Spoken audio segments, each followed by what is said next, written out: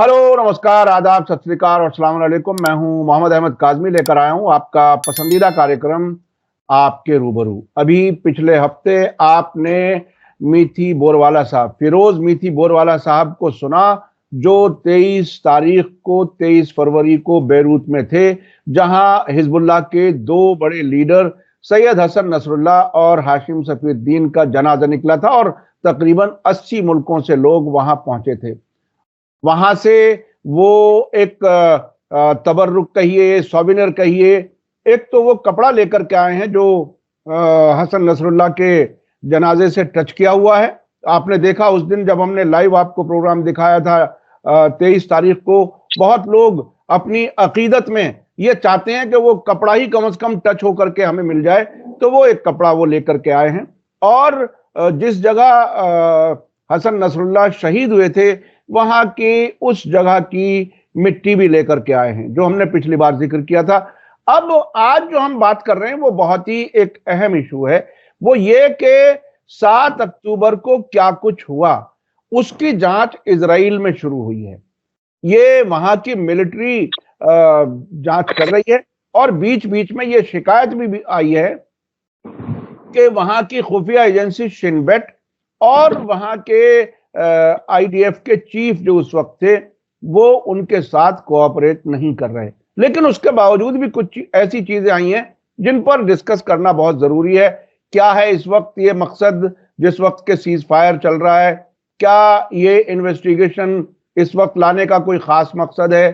क्या ट्रंप की सरकार आने के बाद में कुछ और कंसेशंस चाहिए? क्या कुछ है, वो समझने के लिए फिरोज मीठी बोरवाला साहब से आज हम बात कर रहे हैं। मीठी बोरवाला साहब इंडो पैलेस्टाइन सॉलिडारिटी फोरम के फाउंडर सेक्रेटरी, जनरल सेक्रेटरी हैं। और जब से ये जंग शुरू हुई है अक्टूबर 2023 से, फिलिस्तीन के हक में दुनिया भर में जो कॉन्फ्रेंसेस हुई हैं, मॉस्को से लेकर के काराकास तक, वो कई तेहरान और इस्तांबुल और बेरूत, उन सारी कॉन्फ्रेंसेस में आप मौजूद रहे और अब 23 फरवरी को भी वहां मौजूद थे। यानी बहुत ही नजदीक तमाम हालात को वो देख रहे हैं और समझ रहे हैं। फिरोज मीठी बोरवाला साहब, वेलकम है आपका। मीडिया स्टार वर्ल्ड को आप वक्त दे देते हैं, उसके लिए बहुत बहुत शुक्रिया। आज आप मुंबई में नहीं है, हैदराबाद में रहते हुए भी किसी कॉन्फ्रेंस में वहां पर हैं, उसके बीच में आपने वक्त निकाला, उसके लिए शुक्रिया। आप क्या देख रहे हैं, ये जो रिपोर्टें आ रही हैं इजरायली मीडिया से, जो 7 अक्टूबर की जांच की जा रही है कि कहां इजराइल से गलती हुई, वो क्या कुछ है? जरा थोड़ा सा पहले उसकी बताइए कि क्या डिटेल्स बताई गई हैं और फिर क्यों बताई गई हैं इस वक्त, क्या चाहते हैं? बेसिकली नेतन्याहू अभी बहुत डेस्परेट है, क्योंकि सवाल लगातार 7 अक्टूबर होने के बाद ही आने लगे थे कि एक्चुअली ये कैसे हुआ। जो इजराइल पेजर तक में घुस जाती है, जो इजराइल का फेशियल मैपिंग, आर्टिफिशियल इंटेलिजेंस की इतनी ताकत है। मैं गाजा जा चुका हूँ, जो दीवार तक, वहां तक कोई जा नहीं सकता। तो ये सब कैसे हुआ? तो नेतन्याहू ने पहले तो कहा कि जंग के बाद उस पर इन्वेस्टिगेशन होगा। अभी मैं कोई इन्वेस्टिगेशन अलाउ नहीं करूंगा, जंग के बाद करेंगे। तो जंग तो अभी तक खत्म नहीं हुई, फिर भी अभी नेतन्याहू ने ये रिपोर्ट कहां से आ गई? दूसरी बात जो नेतन्याहू ने किया है कि उसने सरकार का एक कानून ही बना दिया है कि जो 7 अक्टूबर के बारे में सवाल खड़ा करेगा उनको जेल की सजा होगी। वो देशद्रोह जैसी सजा हो जाएगी। जैसे आप हॉलोकॉस्ट के बारे में चर्चा नहीं कर सकते, वैसे आप 7 अक्टूबर के बारे में चर्चा नहीं कर सकते। तो सवाल था कि वो छुपाना क्या चाहते। अभी 2 दिनों से खबरें आ रही कि आईडीएफ ने एक इंटरनल इन्वेस्टिगेशन किया और उसकी कुछ रिपोर्ट बाहर आ गई, लीक हो गई। तो लोगों का बोलना था देखे रिपोर्ट आने लगी है। मैं बोला पहले रिपोर्ट देख लेते क्या है। तो रिपोर्ट वही झूठी बातें बोल रही है कि हमको पता नहीं था, we were taken by surprise, हमारी तैयारी नहीं थी, बहुत सारे इशारे आ रहे थे, फिर भी हम लोगों ने सीरियसली नहीं लिया। और जो चीफ ऑफ स्टाफ हैलेवी है, उसने माफी मांगी है। तो जो एक्चुअली सवाल नेतन्याहू को देने चाहिए, जो नेतन्याहू को रिजाइन करना चाहिए, वो गुमराह करने के लिए हैलेवी से ये सब करवा रहा है। ठीक है, मामला बहुत है, इसलिए कोई उसको तवज्जो नहीं दे रहा है, कोई उसको सीरियसली नहीं ले रहा है। क्योंकि इसी इजरायली अखबारों में क्या क्या है वो आपको बता देता हूँ। ठीक है, पहले तो आप ये देखिए कि ये मैं पहले भी बोल चुका हूं कि 3 फैक्ट्स आपके सामने, 3 तथ्य आपके सामने रख रहा हूं हम्म, जो ये साबित करेंगे कि इजराइल को पता था, नेतन्याहू और मोसाद को पता था, इजरायली आर्मी को पता था कि हमला आ रहा है। 3 रिपोर्ट। नंबर 1, न्यूयॉर्क टाइम्स की फ्रंट पेज की रिपोर्ट कि नेतन्याहू को पता था, 1 साल पहले उसको पता था, एक 40 पन्ने का डॉसियर उसके पास है, जो पूरा का पूरा किस प्रकार से हमला होगा वो उसके पास है, और उसी प्रकार से हमला भी हुआ। नंबर 1। दूसरी रिपोर्ट जो इजिप्शियन सरकार ने 10 दिन पहले नेतन्याहू सरकार को वार्निंग दी कि एक हमला आ रहा है, हमास कुछ करने वाला है। नेतन्याहू ने बाद में बोला फेक न्यूज था, ऐसे ऐसे कुछ मेरे पास इजिप्शियन सरकार का है नहीं, इजिप्ट की सरकार बोल रही है, ये कोई और नहीं बोल रहा है। तीसरी, जो खुद इजिप्ट, जो इजरायली विमेन सोल्जर्स जिसकी जिम्मेदारी है गाजा की पेरीमीटर को गार्ड करना, वहां की सैटेलाइट फीड, वहां का ड्रोन फीड, ये सब उनके पास आता रहता है। वो फिजिकल भी मॉनिटर करते हैं, वॉल के ऊपर जो सर्वेलेंस कैमरा लगे हैं कि वहां वॉल के पास कौन है, कौन आ रहा है, सब उनको पता है। तो 3 महीने पहले वो रिपोर्ट देने लगी अपने सुपीरियर्स को, अपने सीनियर्स को, कि कुछ तो होने जा रहा है, क्योंकि उनकी एक्सरसाइज चल रही है, खेत में जो आने वाले लोग हैं वो नहीं आ रहे हैं, हमास के लोग और कुछ कर रहे हैं। ये सब 3 महीने पहले ये रिपोर्टें जाने लगी नेतन्याहू की सरकार को। मगर ये विमेन सोल्जर्स को वार्न किया गया कि आप मीडिया में कुछ भी नहीं बोलेंगे, वरना आप पे कोर्ट मार्शल होगा, आप पे सजा होगी, आप जेल में जाओगे। ये तो 3 ओपन न्यूज है, ये कोई छिपी बातें नहीं है, ये सब इजरायली मीडिया में आ चुका है।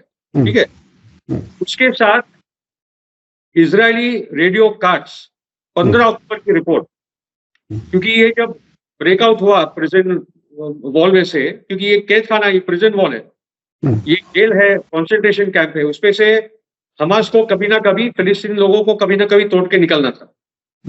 तो नेतन्याहू ने क्या किया था कि नेतन्याहू संकट में आ गया था।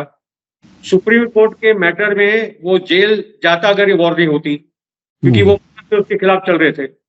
शेयर मार्केट का मैनिपुलेशन, ब्राइबरी, उसने इलीगल तरीके से पैसे लिए, ये सब ऐसे 5 मुकदमे चल रहे थे।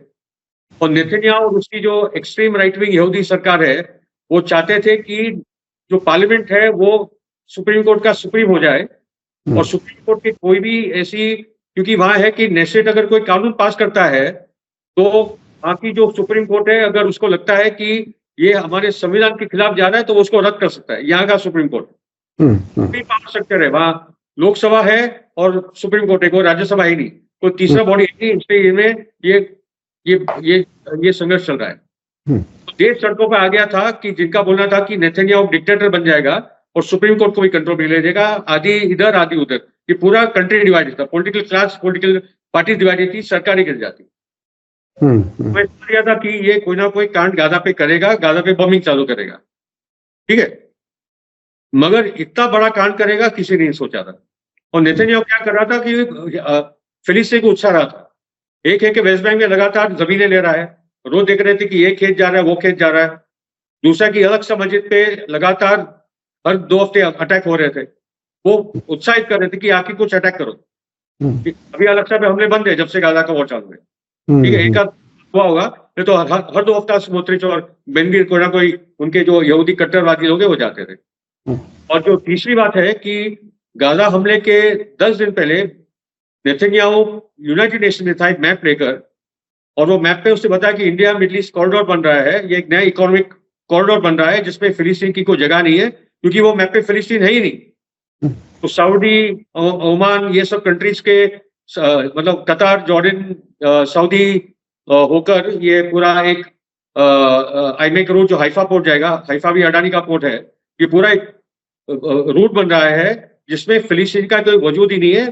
तुम गाजा में चिल्लाते रहो, तुम्हारी कोई दुनिया सुन नहीं रहा है। अभी तो सऊदी अरेबिया के साथ भी मेरा इब्राहिम अकॉर्ड साइन होने वाला है।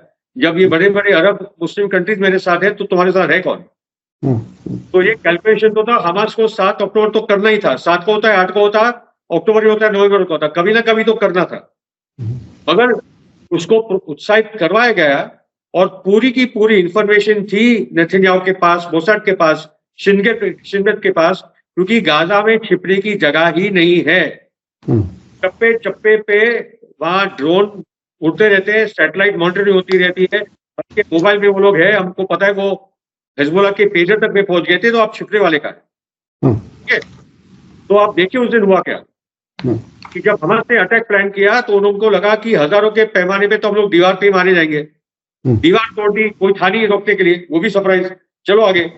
वो गए सेटलमेंट्स में, कोई इजरायली आर्मी नहीं, और वो सेटलमेंट में घुस गए और वहां उन लोगों ने बंदकों को, और उनका टारगेट था बंदक बनाना, उनका टारगेट मारना नहीं था, ना उनका टारगेट था बलात्कार करना, ना बच्चों को मारना। ये तो सब बातें झूठी साबित हो गई। एक ही गैरिसन था इजराइल का, वो सोल्जर सोए हुए थे, इनको तो नेतन्याहू ने बलि चला दिया है। 300 इजरायली सोल्जर मारे गए। एक बहुत इंपॉर्टेंट यूनिट थी, बहुत ही वेल ट्रेन, उसको हमास ने निपटा दिया, वो बराबर से उन्होंने उनको मारा है। तो ये हुए 300 मौत, 1200 मौत की बात हो रही है। ये 1200 मौत में तो 300 तो हमास के भी लोग मारेंगे, तो हम लोग 600 मौत की बात करें, ठीक है। तो दो जगह पे हम लोग बात करेंगे, एक तो बेरी सेटलमेंट, वहां के जो सेटलमेंट है गाजा के आसपास, जिनका कोई अधिकार नहीं, वो इलीगल सेटलर है, क्योंकि ये गाजा के इलाका एक्चुअली फिलिस्तीन का है। ये पूरा का पूरा फिलिस्तीन अलग बात है, मगर 2 स्टेट की बात करें तो ये एक्चुअली गाजा के यूनाइटेड नेशंस के बॉर्डर के अंदर है, ठीक है। तो वहां 7 अक्टूबर को ये मामला हुआ। 15 अक्टूबर को यास्मीन पोराट, आपके सुनने वाले दर्शक ये नाम लिख ले, यास्मीन पोराट, यास्मीन YASMIN, पोराट PORAT। वो 15 अक्टूबर का उसका इंटरव्यू हुआ इजरायली नेशनल रेडियो पे, और उसने कहा यस, मुझे हमास ने बंधक बनाया, हमने, मुझे और मेरे दोस्तों को, मगर उन्होंने हमको मारा नहीं। मारने वाले थे इजरायली आर्मी जो आई, और वो टैंक से हमको हमले करने लगे। हमास ने तो हमको बचाया था वो टाइम पे। मेरे दोस्त मेरे इजरायली टैंक फायर से, ऐसे बोलने वाले बहुत सारे मिले अभी जो बंधक निकले भी है, कि हमास ने तो हमारी बॉडी को खुद ढकी अपनी बॉडी से, ताकि हम बचे या वो मर जाए, मगर हमको उन्होंने बचाया इजरायली बंदूकों से, इजरायली वॉरप्लेन से, ठीक है। दूसरी जो बहुत इंपॉर्टेंट घटना है वो है जो म्यूजिक फेस्टिवल हुआ, नोवा म्यूजिक फेस्टिवल।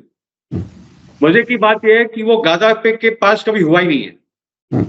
वो 2 दिन का होता था, 3 दिन करवाया गया। तो जो हमास के लोग निकले तो उनको पता ही नहीं था कि बाजू में पड़ोस में कोई म्यूजिक फेस्टिवल हो रहा है, बोले चलो उनको भी पकड़ते। जब उनको पकड़ने गए तो इजरायली आर्मी के अपाची हेलीकॉप्टर्स आए, उसका वीडियो फुटेज भी है। अपाची हेलीकॉप्टर्स आए और वो सब पे गोलियां बरसाने लगे। जो लोग भाग रहे थे, जो लोग गाड़ियों में फरार हो रहे थे, वो सब पे गोलियां चलाने लगे। इसलिए नेतन्याहू ने क्या किया, वो गाड़ियों को दफना दी, ताकि उसका कोई फोरेंसिक इन्वेस्टिगेशन ना हो। क्योंकि अगर फोरेंसिक इन्वेस्टिगेशन होगा तो वो पता चलेगा कि वो हमास की मशीन के छोटे मोटे बंदूकों से वो गाड़ियों में आग लगी या डिस्ट्रॉय हो गए या लोग मरे, या अपाची गन फायर जो हेल फायर मिसाइल्स होते हैं, जो American made hello fire Apache helicopter होते हैं, तो गाड़ी को ही जमीन में गाड़ दिया। ओके, उन्होंने कहा कि वो बॉडी के पार्ट्स है तो हमको कुछ करना नहीं है वगैरह वगैरह करके गाड़ी दिया अंदर। और ये बोलने वाले 9 फेरेल्स जो इजरायली एयरफोर्स ऑफिसर रिजर्विस्ट है, उन्होंने कहा कि यस, ये इजरायली अपाची हेलीकॉप्टर से हुआ है। और वो थे पहले बोलने वाले कि मास हैनिबल डायरेक्टिव का पालन हुआ। ये मास हैनिबल डायरेक्टिव क्या है? हैनिबल डायरेक्टिव ये है कि इजरायली आर्मी में एक अंडरस्टैंडिंग है कि अगर कोई भी इजरायली सोल्जर या कोई भी इजरायली सिविलियन अगर फिलिस्तीनियों के हाथ में जाने वाला है, रेजिस्टेंस के हाथ में जाने वाला है, तो उसको मार डालो। क्योंकि हमारे एक को पकड़ते हैं तो उसको छुड़ाने के लिए 1000 देने पड़ते हैं। और ये वाला गिलाद शलीद के साथ एक इजरायली सोल्जर 5 साल उसको पकड़ के रखा था, और फाइनली एक गिलाद शलीद के सामने 1007 फिलिस्तीनी छोड़ने पड़े। तो डायरेक्टिव था हैनिबल डायरेक्टिव कि अपने लोगों को मार डालो। उसमें नेतन्याहू का 2 फायदा। एक है कि उसने बोला कि हमारे लोगों को मारा है हमास ने, अभी हम लोग बड़ी जंग करेंगे। उसके पहले 5 जंगें हुई थी, हमास को पता था एक्शन होगा तो जंग होगी, ये 10 दिन की होगी, ये 50 दिन की होगी, 2001 लोग मारे जाएंगे, जैसे 5 जंग में पहले हो चुका है, जो लगा था 2007 के हर 2-2 साल होता रहता। ये नरसंहार का प्लान था, हमास को पता नहीं था। नेतन्याहू का इस बार का प्लान था कि नरसंहार करो, एक एक बिल्डिंग को खत्म करो, एक एक अस्पताल, स्कूल, घर को खत्म करो, ठीक है। खाने पीने की साधन ना छोड़ो, साबुन ना आ पाए ताकि लोग डिजीज से मर जाए, दवाई ना आ पाए, ये किसी को पता नहीं था कि ये सब तक नेतन्याहू जाने वाला है। इसलिए तुरंत होने के बाद नेतन्याहू ने बोला, देखो हमास ने हमारे लोगों पे अटैक किया है, 40 बच्चों को मारा है, वो बात साबित झूठी हुई, CNN को माफी मांगनी पड़ी। हमारे औरतों का बलात्कार हुआ है, वो बात भी गलत साबित हुई। यूनाइटेड नेशंस की ह्यूमन राइट्स की विमेंस कमेटी गई थी इजराइल ताकि वो रेप विक्टिम्स को बात की जाए, नेतन्याहू ने किससे बात करने नहीं दी। तो जो इजरायली कट्टर संगठन ने 40 बच्चों का मर्डर का जो गले काटने का झूठ फैलाया था, वही संगठनों ने जमीन पे से बोला मीडिया को कि हमने जो देखा है, ये देखा है, वो देखा है, सभी बातें झूठी थी। तब तक देर हो चुका था और ये लोग ने तब तक अपना काम तमाम कर दिया था, ठीक है। उसके बाद लगातार इजराइल के अंदर ये बातें उठने लगी कि 7 अक्टूबर को क्या हुआ हमको पता करना चाहिए, क्योंकि मीडिया में तो जो बंधक थे हमारे वो तो और कुछ बोल रहे। मीडिया में बात हो चुकी कि शिन बेत और मोसाद को पता था, नेतन्याहू को पता था, तो पता था तो क्या आपने हमारे लोगों को बलि चढ़ाई है क्या आपके ये जंग के लिए? तो इन्वेस्टिगेशन करो। तो नेतन्याहू बोला जंग के बाद इन्वेस्टिगेशन होगा, और उसके पहले कानून पारित हुआ कि जो 7 अक्टूबर का सवाल खड़ा करेगा उसको जेल होगी। मगर अभी 7 अक्टूबर इन्वेस्टिगेशन रिजल्ट आया है जो आर्मी ने किया है। आर्मी भी झूठी बोल रही है कि हमको पता नहीं था, कुछ कुछ बातें पता थी मगर हम लोग डिले हो गए, गलती हो गई, माफ कर दो, ये सब पूरी झूठी बात। ओके, इसलिए ये प्लान लीक है नेतन्याहू को बचाने के लिए, इसमें और कुछ भी बात नहीं है। तो ये बहुत ही बातें, कई आप बातें बहुत ही अहम बताई हैं जो शायद पहली बार हमारे दर्शक भी सुन रहे होंगे। वो ये कि एक कानून बन गया इजराइल में कि 7 अक्टूबर के बारे में जो भी सवाल करे उसे जेल में भेज दो।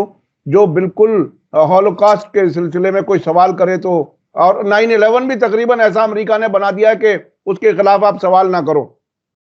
तो इसका मतलब जांच ईमानदारी से कभी नहीं होगी जब तक नेतन्याहू सरकार कम से कम है, ये बात साफ हो गई। दूसरे, आपने मास हैनिबल डॉक्ट्रिन का जिक्र किया। इन्होंने भी जो ये जांच दी है उसमें हैनिबल डॉक्ट्रिन को एक्सेप्ट किया गया है, वो बात ऑन रिकॉर्ड आ गई है। यानी इजराइल ने खुद अपने लोगों को मारा, ये बात भी सामने आ चुकी। तीसरी बात यह कि जो कैद से वापस आ रहे हैं वो ये कह रहे हैं कि हमास तो हमारी जान बचा रही थी, हमें इजराइलियों ने ही मारा, जो हमारे साथी मारे गए वो इजराइल ने मारे। तो यहां तक एक बात बिल्कुल बहुत क्लियर हो गई कि इजराइलियों का भी कत्लेआम और गाजा में भी कत्लेआम इजराइल ने ही किया है, किसी और ने नहीं किया। यहां तक नतीजा सामने आ गया। अब मैं ये समझना चाह रहा हूं कि इससे जो कुछ लीक किया गया है इससे इन्हें फायदा क्या होगा, नेतन्याहू को क्या फायदा होगा? क्योंकि वो जो कोर्ट की हियरिंग बार बार डिले कर रहे हैं, और एक नतीजा और भी सामने आ रहा है आपकी बात से अब तक कि ये पूरी जंग इसलिए हो गई कि नेतन्याहू जेल से बचना चाहते थे। यानी अगर उन्हें इजराइल का हमदर्द भी माना जाए तो इजराइल को भी उन्होंने तबाह करा दिया। तो यहां तक, अच्छा एक और चीज, अल जजीरा ने जो एक डॉक्यूमेंट्री दिखाई है तकरीबन कुछ हफ्ते पहले, उसमें कुछ हमास के लोगों का भी इंटरव्यू किया है, कुछ की तस्वीरें नहीं दिखाई गई, उसका कुछ हिस्सा हमने भी चलाया था। तो उसमें यह बात कही गई थी कि 7 अक्टूबर को अगर हम हमला ना करते तो इजराइल की तरफ से हमारे खिलाफ बड़ा एक हमला होने वाला था। उनकी तरफ का ये टेक है हमास का। तो अब आप और आगे किस तरह से बताएंगे? आपके पास बहुत इंफॉर्मेशन है और बहुत ही यूजफुल इंफॉर्मेशन है, लोगों को एनालिसिस करने में मदद मिलेगी। आप और क्या बता सकते हैं इसमें? बात ऐसी है कि नेतन्याहू फंस चुका था अलग अलग तरीके से, तो उसने हमास के लिए एक जाल बिछा दी, और इजराइल खुद वो नेतन्याहू के जाल में भी फंस चुका है। ठीक है, नेतन्याहू ने जाल बिछा दी और now Netanyahu is trapped in his own trap, वो एंट्रैप हो चुका है। ओके, अपने ही जाल में फंस गया है, वो फंस चुका है। दूसरी जो बात है, ये रिपोर्ट को इजराइल के अंदर कोई सीरियसली लेने वाला नहीं है। इजराइल जानता है कि इजरायली जानते कि हकीकत क्या है। ओके, नेतन्याहू जितना झूठा है उसकी आर्मी भी उतनी झूठी है, मोसाद भी इतना झूठा है। शिन बेट भी इतना झूठा है। एक्चुअली इजराइल को ये करना चाहिए, इसराइलियों को एक इंडिपेंडेंट पब्लिक कमीशन बिठाना चाहिए, क्योंकि इतना इंफॉर्मेशन है पब्लिक डोमेन में कि इजरायली आर्मी की कोई जरूरत ही नहीं है। जो इजराइल के बंधक थे वही आके सच्चाई बता देंगे कि क्या हुआ था। ठीक है, जो जो बेरी सेटलमेंट्स में थे, नोआ म्यूजिक फेस्टिवल में थे, उन्हीं को आई विटनेस बनाइए, वही बताएंगे कि एक्चुअली हुआ क्या था। Actually what we need to do, Ahmed Qadri sahab, is create an international tribunal for the truth of 9/11। मैं कांटेक्ट करूंगा मैक्स ब्लूमेंथॉल को और कुछ और पत्रकारों को जो हमारे लेबनान और फिलिस्तीन में है, कि एक इंटरनेशनल ट्राइब्यूनल ही हम लोग ही बनाए। इजरायली तो झूठे हैं, उनमें 2-4% बचे होंगे, वरना वो देश में भी औकात नहीं है सच बोलने की। तो number 1, I think we should create an international tribunal for the truth of 9/11। या जिन परिवारों को, औरतों को बोला था कि इनकी बलात्कार हुआ है, वो औरत तो मर गई थी। आप 9/11 कह रहे हैं, आप 9/11 कह रहे हैं, 7 अक्टूबर का जिक्र कर रहे हैं ना? 7 अक्टूबर का, जैसे पीपल्स ट्राइब्यूनल का बना है, 9/11 का ट्रूथ का भी पीपल्स ट्राइब्यूनल बना है, उसके सब फैक्ट्स बाहर आ चुके हैं। कोई मानता नहीं अमेरिकन ऑफिशियल स्टोरी को। ठीक है, वैसे ही उसी लाइन पर जैसे 9/11 का पब्लिक कमीशन बना और उससे हकीकत आई, उसी लाइन पर 7 अक्टूबर का भी होना चाहिए, आप ये कह रहे हैं? एग्जैक्टली, तभी सच्चाई बाहर आएगी, और बहुत सारी सच्चाई बाहर आ चुकी है। ये तो पूरा झूठ बोल रहे हैं, नेतन्याहू को बचाने के लिए सब हो रहा है। ठीक है, दूसरी जो बात है कि अभी चंद दिन पहले आपने देखा होगा कि 3 बस उड़ाई गई थी। और आया कि तुलकाराम जिहाद वगैरह वगैरह कुछ बोला गया था। तो नेतन्याहू का गेम ही वो होता है कि पहले पिटवा लो अपने आप को और बाद में जाके पीटो। 9/11 भी वही था, हम पे आक्रमण हुआ, तो 9/11 के बाद नेतन्याहू बोला ये बहुत अच्छा हो गया, this is very good for Israel, सीधा वो बोल दिया था। यानी जिस तरह जिसे फॉल्स फ्लैग कहा जाता है, खुफिया एजेंसियों की जबान में, वैसा ही कुछ कर लिया। 3 बसों में धमाके भी हो गए, एक आदमी भी मरा नहीं, और उनके सर पे उसका इल्जाम लग गया। ये फॉल्स फ्लैग में एक इजरायली को पकड़ भी लिया उसमें। 2 दिन के बाद किसी को पकड़ भी लिया, क्योंकि वो इतना स्टूपिड मूव था। ठीक है, दूसरा आपको बता दूं, नेतन्याहू अकेला आदमी है दुनिया में जो 9/11 के टाइम पे न्यूयॉर्क में था, और जो लंदन में बस धमाके हुए थे तब भी वो वही था। तो जो करने वाला होता है ना, वो जाके देखता है अपने पूरे आर्टिस्ट्री को। तो पेंटर होता है, वो जाके देखता है अपना, जब भी उसको लगाया होता है, गैलरी में जाता है वो देखने के लिए। ओके, तो 9/11 के टाइम पे नेतन्याहू न्यूयॉर्क में था, और लंदन में जब बस धमाके हुए थे, आई थिंक 2006 वाले, तब भी वो वही था। ठीक है, तो ये नेतन्याहू, इसलिए वो पहले अपने आप को पिटवाता है। ये इनका अभी गेम प्लान बन चुका है। बहुत सारे यहूदी के रिपोर्ट आ रहे हैं जो अपने घर के बाहर स्वास्तिका के साइन को लगा रहे हैं, अपने होटल के बाहर, अपने सिनेगॉग पे, देखो हमारे साथ ये हुआ। इन्होंने एक मूर्खता पूर्वक एक प्लान ही बना लिया, अभी कोई सुनता नहीं उनकी बातें। कितनी बार आप वही बातें दोहराते जाओगे। मगर उनके पास क्या होता है, आपकी याद करो कि 7 अक्टूबर के पहले बाइडेन और नेतन्याहू बात नहीं कर रहे थे। डेमोक्रेटिक पार्टी में गुस्सा था बाइडेन नेतन्याहू के खिलाफ कि हमारी कोई बात सुन नहीं रहा है, और ये सबके सामने ये बातें कर रहा है। जैसे 7 अक्टूबर होता है, बाइडेन अगले ही दिन अपना एयरक्राफ्ट कैरियर भेजता है लेबनान की तरफ, गाजा की तरफ, धमकी देने के लिए। 24 घंटे के अंदर ऐसा क्या हो गया बाइडेन और नेतन्याहू के अंदर? ठीक है, तो ये सब बहुत पहले की तैयारी थी, ये 7 अक्टूबर होगा, और उसके बाद हमको अपना पूरा गेम प्लान कर लेना है। और कुछ पहले हफ्ते में ही बाइडेन खुद अमेरिका से चल के आए थे, इजराइल आए थे। एग्जैक्टली। तो जो डेमोक्रेटिक पार्टी, बाइडेन, ब्लिंकन जो सेक्रेटरी ऑफ स्टेट है, वो तो बोला मैं अमेरिकन करके भी आए secretary of state and I come as a Jew also. अपने आप को ज़ायनिस्ट नहीं बोलता है भाई, आई कम एज अ जू। ठीक है, तो ये भी हम लोग जब सारा समझे कि एक्चुअली कर क्या रहा है। ओके, तो the point is, I think ये आपकी बातचीत से अच्छी बात आई है कि एक इंटरनेशनल पब्लिक इंक्वायरी बिठाई जाए, public commission inquiry into 7 October. I think it's high time, क्योंकि वो फैक्ट्स जमा है। 2 दिन की कमीशन इंक्वायरी बैठेगी, तीसरे दिन पूरा फैक्ट बाहर आ जाएगा, कोई बड़ी बात नहीं। और ये करना पड़ेगा, क्योंकि ये झूठ हमको अपने तरीके से इसको काउंटर करना होगा। बिल्कुल, मैं समझता हूं जिस तरह से साउथ अफ्रीका के साथ कुछ मुल्कों ने मिलकर के इंटरनेशनल कोर्ट में जो कार्रवाई कर रहे हैं, तकरीबन उस तरह से कोई इंटरनेशनल फोरम बन जाए उन मुल्कों की। मैं कल मैंने खबर दी थी अपने जानकारों, अपने देखने वालों को, कंबोडिया, साउथ अफ्रीका और मलेशिया, इन 3 मुल्कों ने यह फैसला कर लिया है कि हम अपनी बंदरगाहों के रास्ते से इजराइल जाने वाले किसी भी हथियार को नहीं जाने देंगे। यानी एक इंटरनेशनल फोरम बन रही है। अच्छा, अब थोड़ा सा और आगे बढ़कर के ये अब ये जंगबंदी जो पहला मरहला हमास के साथ है, जब हमारी आज की आपकी से बात हो रही है, आज 1 मार्च है और आज ही वो खत्म हो रहा है।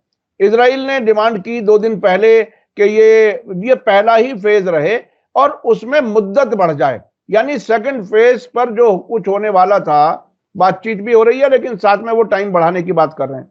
अब हमास ने कह दिया कि नहीं, हम टाइम नहीं बढ़ा सकते।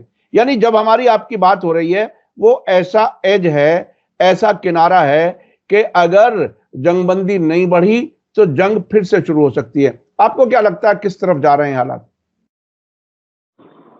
मुश्किल है बोलना, जंग की संभावनाएं भी ज्यादा है, ये भी बात सही है, मगर क्या अमेरिका ये चाहता है, ट्रंप ये चाहता है, वो देखता होगा, क्योंकि उसकी इजाजत के बिना होगा नहीं। ये संभावना तो बहुत स्ट्रांग है। मगर मुझे लग रहा है कि जैसे ट्रंप ने पहले भी धमकी दी थी कि शनिचर के 12 बजे तक आप मान जाइए वरना फिर तो सफाई हो जाएगा गाजा का, तो वो कुछ कर नहीं पाया। ओके, तो मुझे अभी ये टाइम पे लग रहा है क्योंकि ट्रंप पहले रशिया यूक्रेन का मैटर डील करना चाहता है।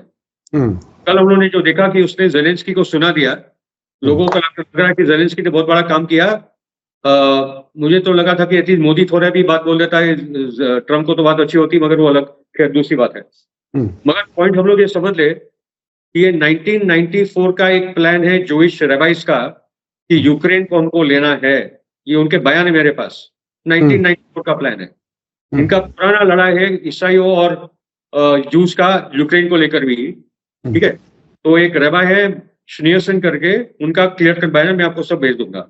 लेकिन मैं इसमें सर एक बीच में हल्का सा लोगों को बता दूं कि इजराइल के बाद दुनिया का तनहा मुल्क या इजराइल समेत दूसरा मुल्क है यूक्रेन, जहां का प्राइम मिनिस्टर और प्रेसिडेंट दोनों जीव हैं, दोनों यहूदी हैं। तो वो रास्ता भी हमवार हो रहा है, मैं समझता हूं उसका। जी जी, तो बात ऐसी है कि जेलेंस्की तो जूइश हमको पता है, मगर इसके पहले जो बना पोरोशेंको वो भी जूइश था, जूइश ओलिगार्क था। तो यूक्रेन में 0.1% की आबादी वाली देश में यानुकोविच जो प्रेसिडेंशियल इलेक्टेड प्रेसिडेंट था, उसको हटाने के बाद ये दोनों कैसे आ गए? तो इसमें एक नाम है विक्टोरिया न्यूलैंड, जिसने लिबिया को पहले बर्बाद किया, सीरिया को पहले बर्बाद किया। वो जूइश ज़ायनिस्ट लॉबी की, नियो कंजर्वेटिव लॉबी की इंपॉर्टेंट मेंबर है। कगान फैमिली जो है, जो नियो कंजर्वेटिव जूइश लॉबी की बहुत खतरनाक फैमिली है अमेरिका में, जो पूरा मामला चलाती है। तो विक्टोरिया न्यूलैंड को काम दिया था लिबिया और सीरिया के बाद यूक्रेन के लिए। ये ओबामा के टाइम की बात है। तो पहले तो उन्होंने, यानुकोविच क्या था कि यूक्रेन सोवियत रूस का हिस्सा था, उनका ऑलरेडी रशिया के साथ पुराने इकोनॉमिक संबंध थे। तो बाद में प्रेशर आया कि यूरोपियन यूनियन के साथ आप इकोनॉमिक करार साइन करो और रशिया के साथ आप खत्म करो। तो यानुकोविच बोले मैं दोनों के साथ चलूंगा, क्योंकि मैं दोनों के साथ मेरे पुराने रिश्ते। यानुकोविच को कू में हटा दिया और मिलिशिया आई, पार्लियामेंट को टेक ओवर किया, और सीआई का बहुत बड़ा रोल था। जॉन मैकेन भी वहां आया था, जो सीरिया में भी जिसने बर्बादी फैलाई थी। और उसके बाद पोरोशेंको बना प्रेसिडेंट, उसने आते ही रशियन भाषा को बैन किया। एक तिहाई आबादी रशियन बोलती है, तो जाने पहले तो क्राइमिया ने ये रेफरेंडम किया और वो निकल गए, रशिया की आर्मी आगे निकल गए। डॉनबास भी इमीडिएटली जाना चाहता था, पुतिन ने गलती की, पुतिन ने बोला तुम लोग रुक जाओ, मैं तुम लोग को ऑटोनॉमस सॉल्यूशन देता हूँ, अब यूक्रेन में रहो मगर ऑटोनॉमी होगी। तो मिन्स्क और मिन्स्क एग्रीमेंट्स हुए। वो टाइम पास ही चल रहा था पुतिन के साथ, वो लोग यूक्रेनियन आर्मी की तैयारी कर रहे। यूक्रेनियन आर्मी की अटैक्स डॉनबास डोनेट्स्क में चलते थे, 14,000 लोग मारे चुके थे तब तक। वो उसकी तो कोई बातें नहीं करता, वो 14,000 लोग जो मारे गए थे, ठीक है। बाद में जब पुतिन को समझ में आया कि अभी यूक्रेन बड़ा हमला करने वाला है ये डॉनबास डोनेट्स्क रीजन पे, तब उसने ये ऑपरेशन चालू किया। मगर पहले डोनेट्स्क और डॉनबास के लोगों ने अपने पार्लियामेंट्स में प्रस्ताव पारित किया, उन्होंने कहा कि हम लोग रशिया में विलीन होना चाहते हैं। उसके बाद रशिया ने ऑफिशियल उनसे सैंक्शन लेकर वो उसकी एंट्री की थी। और ट्रम्प सब बातें जानता है, इसलिए ट्रम्प बोला है जेलेंस्की को गलती तो तेरी है, तुमने उछाया, यूरोप और नेटो ने उछाया, मैक्रोन और ब्रिटेन ने उछाया। ब्रिटेन का तो खतरनाक रोल है, ब्रिटेन तो अभी यूरोपियन यूनियन में ही नहीं, और सबसे ज्यादा नुकसान हुआ है जर्मनी, फ्रांस और इटली को, जिसको पूरा सस्ता ऑयल और गैस मिल रहा था बैठे बैठे रशिया से। आज सब लोग भारत से तेल ले रहे European country, India number 1 exporter बन गया। आप सोचो ये मूर्ख है ये यूरोप के लिए, ठीक है। तो ट्रम्प बोला कि मेरे $350 बिलियन घुस चुके हैं, बाइडेन मालामाल हो गया है, जेलेंस्की मालामाल हो गया है, अमेरिका को बहुत नुकसान हो रहा है, ये जंग बंद करो, हम लोग हार चुके। अगर जेलेंस्की जीत रहा होता तो ट्रम्प उसको सपोर्ट करता, क्योंकि जेलेंस्की हार ही चुका है, वो कुछ नहीं उखाड़ पाएगा, तो फिर ये रोकने की बात आई कि ये खेल खत्म करो। उसमें यूक्रेन के ईसाई बर्बाद हो गए, यूक्रेन का ऑर्थोडॉक्स क्रिश्चियन चर्च बर्बाद हो गया। क्रिश्चियन पादरी ने बोला कि हम लोग सब यहूदी बन जाओ, 2024 का उनका बयान है कि हम लोग ईसाई छोड़ दो धर्म, हम लोग सब यहूदी बन जाओ। उनका टारगेट ये है यूक्रेन को जुडाइज करना, ठीक है। इसलिए प्रेसिडेंट, प्राइम मिनिस्टर इसलिए जेलेंस्की को इलेक्शन नहीं कर रहा है, देखो डेमोक्रेटिक इलेक्टेड, उसका टर्म खत्म हो चुका है, political parties banned, martial law, military rule आ चुका है, इसलिए ट्रम्प बोला उसका खाली जनाधार 4% का है तो इलेक्शन तो कर। इलेक्शन नहीं कर रहा है, और जेलेंस्की बोल रहा है मेरे पास 57% एक पोलिंग कर लिया उससे, ठीक है। तो ये बेसिक जो यूक्रेन भी है, क्योंकि जेलेंस्की ने कहा था कि ये एक सेकेंड इजराइल बन रहा है, इजराइल जैसा सेकेंड सिक्योरिटी स्टेट बन रहा है। उसने नहीं बोला कि अमेरिका बन रहा है, ब्रिटेन बन रहा है, फ्रांस बन रहा है, इससे कुछ नहीं बोला, यूक्रेन इज सेकेंड इजराइल, ठीक है। तो पॉइंट ये था कि यूक्रेन के माध्यम से वो लोग रशिया को तोड़ना चाहते थे।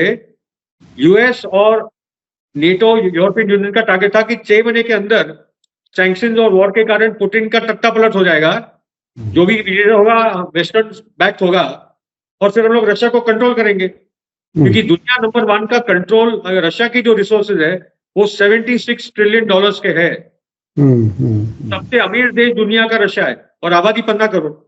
तो ये आके उसमें कि रशिया के टुकड़े टुकड़े टुकड़े कर दो, ये असली टुकड़े टुकड़े गैंग तो ये है, ठीक है।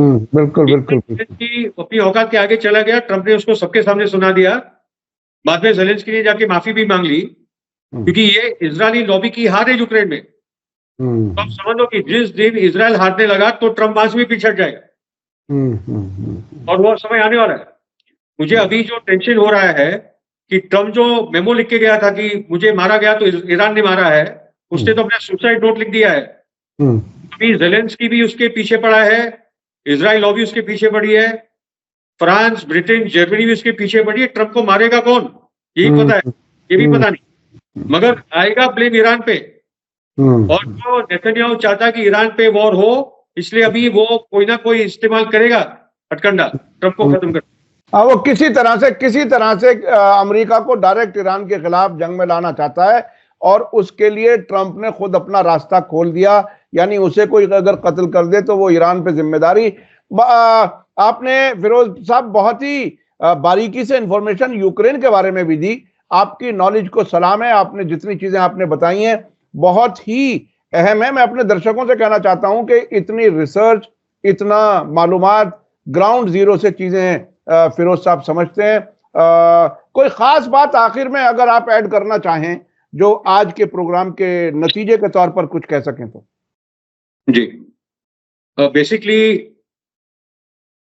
यूक्रेन में तो वेस्टर्न वर्ल्ड हार चुकी है, अमेरिका और यूरोप में एक खाई पैदा हो रही है जो दुनिया के लिए अच्छी है, नेटो वीक हो रहा है, और अभी काफी देश ईस्टर्न यूरोप के रशिया के तरफ ग्रेविटेट होंगे और वो ब्रिक्स के साथ जुड़ेंगे, ठीक है। तो ये दुनिया के लिए इंपॉर्टेंट है, क्योंकि अमेरिका और यूरोप और नेटो का जो फोर्स था वो दुनिया के लिए एक हैत है, वो सब जगह वॉर करो, बर्बाद करो, देशों को कब्जा करो, रेजिम चेंज करो, पलटाओ, लूटो। तो अमेरिका और यूरोप के बीच में जो खाई आ रही है अटलांटिक ओशन की, ये बहुत अच्छा है, ठीक है। ये एक तरह से नेतन्याहू और ट्रंप के दोनों के बेतुके फैसलों की वजह से न्यू वर्ल्ड ऑर्डर जिसका हम सभी इंतजार भी कर रहे हैं और तब्दीली महसूस भी कर रहे हैं, उसको एक तरह से आसानी से उस तरफ एंटर करने में ट्रंप मददगार साबित होंगे। आप तकरीबन यही कह रहे हैं। जी, तो नेतन्याहू के कारनामे जो उसने ट्रैप ले किया था, वो ट्रैप में उसने अपने आप को और ये पूरे वेस्टर्न वर्ल्ड को फंसा दिया। ठीक है, क्योंकि आज इजराइल के बारे में कोई बातें सुनने के लिए तैयार नहीं है। उनके जो हेजबरा सोशल मीडिया पे उनको कोई पूछता नहीं है। उनकी झूठे बातें सुन सुनकर लोग अभी थक चुके हैं। तो इजराइल का अपना जो एक मॉरल वजूद था, अगर था वेस्ट में, हमारे लिए तो कभी था ही नहीं, वो भी खत्म, बहुत तेजी से खत्म हो रहा है। वो बहुत तेजी से होलोकॉस्ट, रोना धोना, मैं विक्टिम हूँ, ये कोई सुनने के लिए तैयार नहीं है। वो विक्टिम कार्ड ही खत्म हो गया। एटीएम मशीन खत्म हो चुका है, एक नोट मशीन।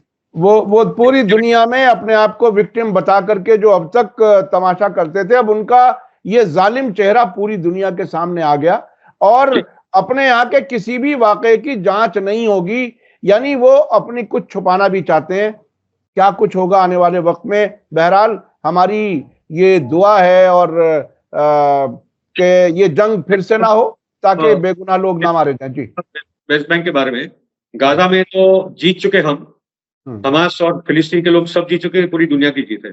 वेस्ट बैंक में जो अभी ये लोग प्रवेश करे, जो आपकी मेरी बात हुई है कि वेस्ट बैंक में भी वही किस्म का रेजिस्टेंस खड़ा होगा जो गाजा में है, और वो और मजबूत होते रहेगा। बहुत सारी शहादत होने वाली है, बहुत सारा और बर्बादी देखने वाली है, मगर और कोई तरीका नहीं है आजादी का।